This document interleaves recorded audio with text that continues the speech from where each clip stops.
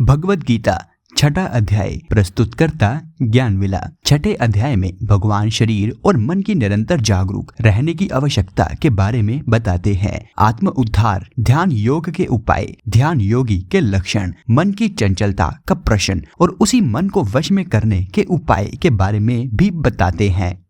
श्री कृष्ण अर्जुन से कहते हैं, जो मनुष्य कर्म के फल की इच्छा ना रखते हुए अपने नियत कर्तव्य और अपने कर्म को करता रहता है, जो कि उसे करना ही चाहिए, वही योगी है, वही सन्यासी है।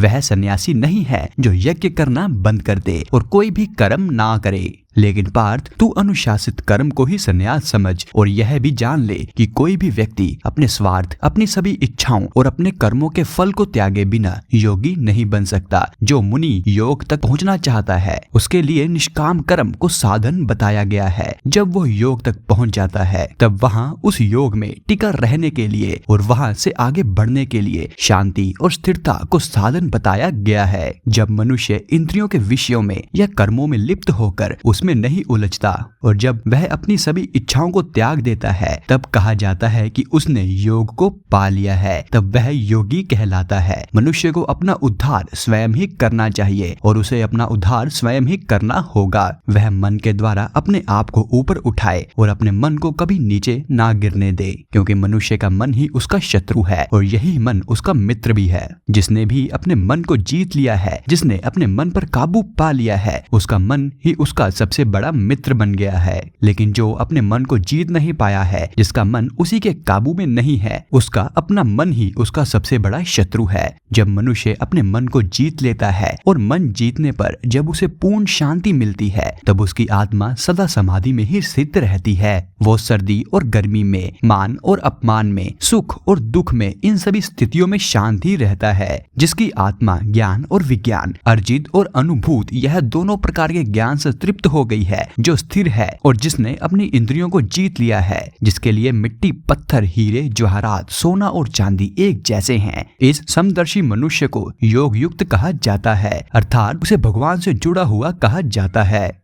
जो व्यक्ति सभी में एक सा भाव रखता है, सभी को एक समान ही देखता है, उस व्यक्ति को अधिक श्रेष्ठ माना जाता है। योगी को चाहिए कि वो एकांत में अकेले बैठकर सावधानी से मन और आत्मा को वश में रखते हुए, किसी भी प्रकार की कामना ना करते हुए, अपने मन को परमात्मा में एकाग्र करे, किसी अच्छे और स्वच्छ स्थान पर, जो कि ना ही बहुत ऊंचा हो और ना ही बहुत नीचा हो, उस पर अपना आसन बिछाकर और उसी पर बैठकर मन को एकाग्र करके, चित्त और इंद्रियों को वश में करके आत्मा की शुद्धि के लिए योग अभ्यास करना चाहिए। अपना शरीर, अपनी गर्दन और अपने सिर को सीधा और स्थिर रखते हुए, बिना हिले डुले, अन्य किसी भी दिशा में ना देखते हुए, अविचल मन से बह रही ब्रह्मचारित व्रत का पालन करते हुए, संयम से अपने मन को मेरी ओर मोड़ ले और केवल मुझ में ही ध्यान लगाकर मुझे ही अपनी भक्ति का परम लक्ष्य बनाए। इस प्रकार जिस योगी ने अपने मन को वश में कर लिया है, वह हमेशा योग में लगा रहकर उस शांति और उस परम निर्माण को पा लेता है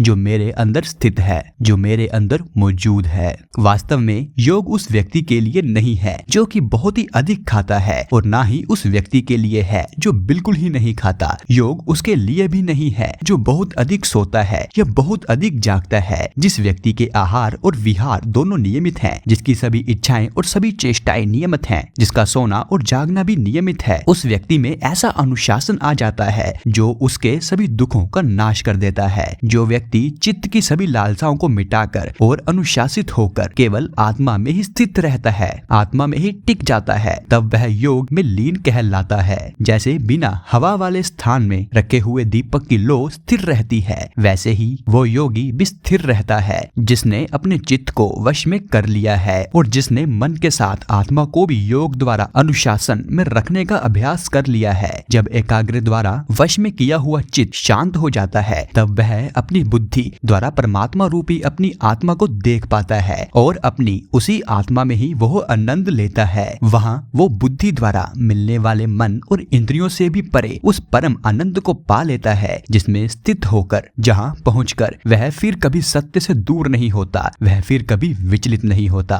वो दशा को पाकर वह समझता है कि इससे बड़ा और इससे बढ़कर मुझे कुछ और नहीं मिल सकता और इसमें स्थित रहने पर वह बड़े से बड़े दुख से भी विचलित नहीं होता, वो बड़े से बड़े दुख से भी नहीं घबराता। उस दशा का नाम है योग। जो बंधन हमें दुख से बांधे रखते हैं, उन सभी बंधनों को काटना ही तो योग कहलाता है। इस योग का अभ्यास दृढ़ संकल्प, पक्के इरादे और शांत चित्त से ही किया जाना चाहिए। स्वार्थ भरे संकल्प से उत्पन्न अपनी सभी इच्छाओं को, अपनी पूरी कामनाओं को पूरी तरह त्याग कर, सभी इंद्रियों को सभी ओर से मन द्वारा वश में करके, अपनी धैर्य वाली बुद्धि से अपने आप को शांत करता जाए और अपने मन को अपनी आत्मा में स्थिर करके धीरे धीरे समाधि अवस्था में प्राप्त करे और अन्य किसी भी वस्तु का ध्यान ना करे। चंचल और स्थिर मन जिस जिस ओर भागने लगे, उस ओर से वहां अपने मन को काबू में करके और फिर केवल आत्मा के वश में वापस ले आए। सबसे बड़ा सुख उस योगी को मिलता है जिसका मन शांत है, जिसके मन के सभी विकार निकल गए हैं, जो निष्पाप है, जो सभी पूर्व पाप कर्म से मुक्त हो गया है और जो परमात्मा के साथ एक हो गया है।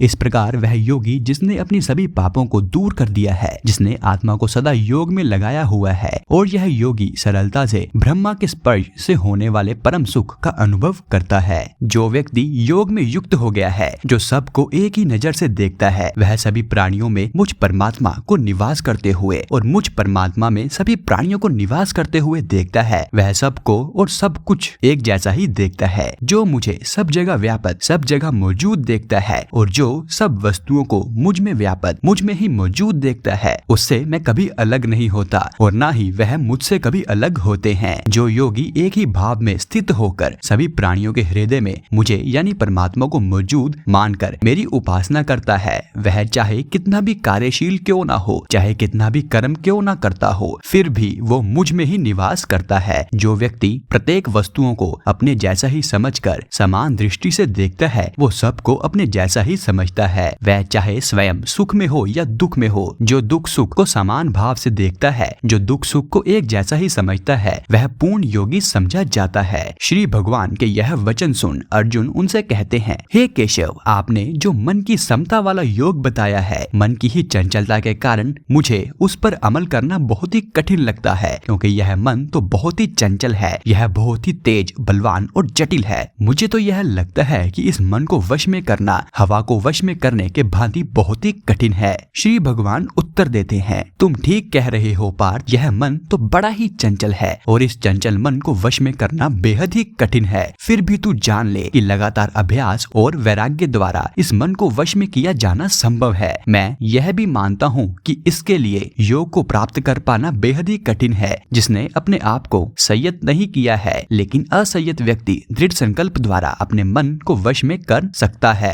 अर्जुन के मन में एक और शंका उभरती है और वह केशव से कहते हैं, हे केशव, जो व्यक्ति श्रद्धावान होते हुए भी, तेरी भक्ति करते हुए भी चंचल मन वाला होने के कारण अपने आप को वश में नहीं कर पाता और योग के मार्ग पर चलने के बाद इस मार्ग से भटक जाता है और सीधी तरह नहीं पहुंच पाता, उसकी क्या दशा होती है। आध्यात्मिकता और भौतिक दोनों स्थान से भ्रष्ट होकर किसी भी स्थान पर मजबूती से टिका न हो पाने के कारण वह ब्रह्मा की ओर जाने वाले मार्ग से भटक कर छिन बिन फटे हुए बादल की तरह कहीं नष्ट तो नहीं हो जाता। आप मेरा यह संदेह पूरी तरह मिटा दो, क्योंकि आपके सिवाय कोई नहीं है जो मेरे इस संदेह को दूर कर सके। भगवान उसे समझाते हैं, सुन पार्थ, सुन प्यारे मित्र, जो व्यक्ति अच्छे कर्म करता है, जो अच्छाई के मार्ग पर चलता है, उस व्यक्ति की कभी दूरदशा नहीं होती। उसका ना तो इस लोक में और ना ही परलोक में विनाश होता है। जो व्यक्ति योग के मार्ग से भटक जाता है, वह पुण्य आत्माओं के लोक में जाता है और वहाँ कई वर्षों तक रहने के बाद वह फिर से सदाचारी लोगों के घर जन्म लेता है। ऐसा जन्म इस संसार में बहुत ही दुर्लभ है। वहाँ वह अपने पूर्व जन्मों में विकसित किए हुए ब्रह्मा के साथ जोड़ने वाले सभी दैवीय संसारों को फिर प्राप्त कर लेता है और यहाँ से आरंभ मन फिर पूर्णता पाने के प्रयास में लग जाता है। योग के मार्ग में भटका हुआ ऐसा व्यक्ति, ऐसा योगी भी अपने पूर्व जन्मों के अभ्यास में होने के कारण आगे ले जाया जाता है और योग का ज्ञान प्राप्त हो जाने पर ऐसा जिज्ञासु वैदिक नियमों के परे पहुंच जाता है। लेकिन जो योगी सब पापों से शुद्ध होकर अपने आप को कठोर परिश्रम से पूर्ण बनाने का प्रयास करता है और वह अपने अनेक जन्मों के परिश्रम और उन परिश्रमों से प्राप्त सिद्धि के कारण आगे ले जाया जाता है और अंत में वह सिद्धि और परम गति को ही पा लेता है। योगी तपस्वियों से बड़े हैं, वह ज्ञानियों से भी बड़े माने जाते हैं और वह सकाम कर्म करने वालों से भी बड़े हैं। इसलिए तू पार्थ योगी ही बन। सभी योगियों में भी मैं इस योगी को सबसे बड़ा योगी मानता हूँ, जो अपनी संपूर्ण अंतर आत्मा को मुझ पर पूरी तरह से समर्पित करके पूरी श्रद्धा और निष्ठा से मेरी उपासना करता है।